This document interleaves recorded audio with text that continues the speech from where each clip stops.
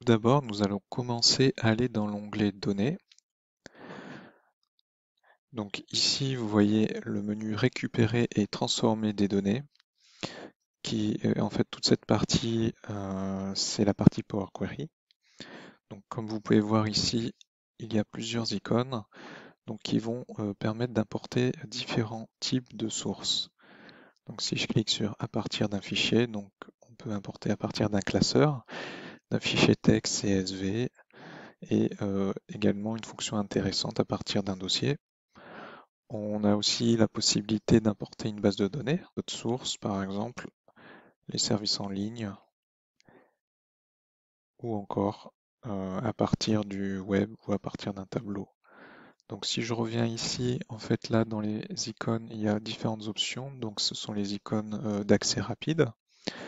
Par exemple ici, j'ai une table, je clique dessus, je vais sur l'icône importer donc à partir d'un tableau, d'une plage. Donc si je clique, voilà, il a détecté la plage. Et ici, on va pouvoir importer. Donc c'est ce qu'on va voir plus tard. Donc je vous montrerai plus tard des moyens de nettoyer et transformer les données avec Power Query. Ce sont normalement des choses en fait qui peuvent prendre énormément de temps avec Excel si on utilise des formules ou des copier-coller valeurs. Donc en fait ici avec Power Query, l'avantage c'est qu'on va pouvoir faire toutes ces opérations de manière rapide et efficace. Donc il y a également, voilà, comme je vous montrais tout à l'heure, importer à partir du web. Voilà, ici il suffit de copier-coller une URL. Donc importer à partir d'une source texte ou un classeur Excel. Voilà, ici. Donc ici vous allez dans votre ordinateur et vous recherchez la source à importer. Une autre partie du menu Power Query ici. Donc vous avez requête et connexion. Si je clique sur requête et connexion, donc j'ai un menu à droite qui apparaît et ici il y a toutes vos requêtes d'importation de données qui vont être listées. Et bien sûr ici donc vous avez le bouton actualiser tout. Donc je pense que vous le connaissez déjà. Si vous voulez actualiser un tableau croisé dynamique, vous pouvez passer par ce bouton. Donc il faut savoir que également ce bouton va actualiser toutes vos requêtes Power Query. Donc c'est vraiment une fonctionnalité puissante puisque dès que vous avez une donnée texte, internet ou autre qui est modifiée, vous cliquez sur actualiser tout et voilà, toutes vos requêtes vont être actualisées avec les modifications de données. Donc maintenant, je vais vous montrer un exemple d'importation de données pour vous montrer l'interface à l'intérieur de Power Query, parce que pour l'instant, on est toujours dans le menu Excel. Pour ça, je vais me connecter à une source de données Internet, donc par exemple Yahoo. Alors, je vous montre ici donc la source qu'on va importer, donc c'est l'historique des données de l'indice CAC 40.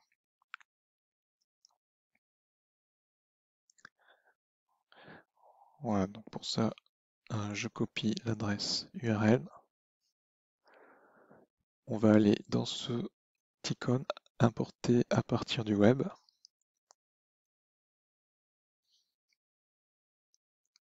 Voilà, je copie-colle.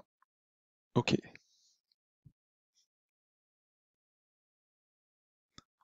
Alors, qu'est-ce qui se passe ici? J'ai importé donc à partir d'une URL.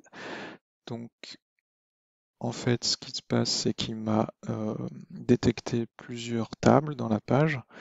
Donc, tout d'abord, je vais faire peut-être un affichage web. Voilà, donc il a bien importé la page qu'on a vue tout à l'heure.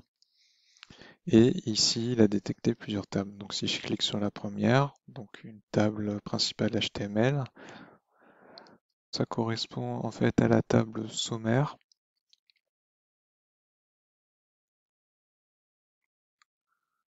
Donc si je clique sur la table 1, donc j'ai Days Range, ok, ça doit correspondre à ce tableau-là. Et donc la table 2, donc c'est celle qu'on veut récupérer, donc c'est vraiment l'historique des données.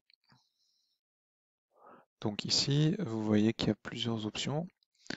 Soit on peut charger directement, donc si on clique là sur charger, il y a deux options. Donc il y a charger et charger dans. Donc charger tout court, en fait on va charger, donc ça va aller directement importer la table dans Excel, telle qu'on la voit ici dans l'aperçu. Charger dans, en fait, il va y avoir une option intermédiaire où on va pouvoir soit choisir de charger dans une table ou de créer par exemple un tableau croisé dynamique. Et enfin ici il y a transformer les données, donc c'est ici qu'on va cliquer puisque on veut, avant d'importer les données dans Excel, on veut les transformer. Donc je clique.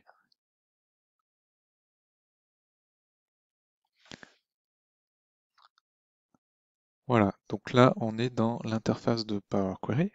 Donc si je clique sur le panneau à gauche, donc j'ai ma table 2 donc de l'URL Yahoo Finance qui a été importée. Et ici, je vois toutes les colonnes voilà, qui ont été importées. Ici, sur le panneau de droite, en fait, on voit qu'il y a déjà, c'est la liste des étapes en fait de la requête. Donc toutes les transformations que vous allez faire sur les données, elles vont se matérialiser en fait par l'ajout d'une étape. Donc ce qui est bien, c'est qu'en fait ici on voit, il garde la trace en fait de toutes les étapes. Et si on veut revenir en arrière, on peut, voilà, on peut supprimer l'étape et donc on revient en fait à l'étape précédente. Donc là, on voit que par défaut, on est en format avec séparateur de milliers, donc c'est la virgule. Donc si je le charge là directement dans Excel, ça va pas être bon, enfin on va pas pouvoir l'exploiter vu que pour le moment c'est du texte. Donc première transformation qu'on va faire, je vais sélectionner toutes mes colonnes. Donc j'appuie sur CTRL, SHIFT, je sélectionne toutes mes colonnes et je vais faire un clic droit, remplacer les valeurs. Donc on va remplacer les virgules. Voilà, remplacer par, en fait on veut les supprimer, donc par rien. Ok. Donc là on voit qu'il a supprimé toutes les virgules. Donc maintenant on va remplacer les points par des virgules pour être au format décimal. Donc même chose, clic droit, remplacer les valeurs, point par virgule. Voilà, donc là on est en format décimal, mais comme vous pouvez le voir ici sur les petites icônes, là ça veut dire que c'est encore du texte pour lui. Donc ce qu'on va faire, c'est qu'on va lui dire, lui spécifier que c'est un nombre décimal. Donc là pour ça, on peut aller dans le menu transformer. Donc dans ce menu, on a toutes les transformations possibles sur les colonnes. Donc là, on a type de données. Voilà, on clique sur nombre décimal. Voilà, donc il nous a transformé nos données texte en décimal. Alors là, une chose intéressante, c'est qu'il a détecté une erreur. Alors, on va essayer de voir à quoi ça correspond. Nous ne pouvons pas procéder à la conversion en nombre. Donc c'était sur la ligne 1. Donc là, je peux revenir en arrière. Et effectivement, donc il ne peut pas remplacer un tiret. Il ne sait pas le convertir en nombre. Donc ce qu'on peut faire là, c'est on va intercaler une étape. Donc on se met sur cette étape-là avant la transformation en nombre décimal. Et on va lui dire de remplacer tous les tirets par 0. Donc là, je fais un clic droit, remplacer les valeurs.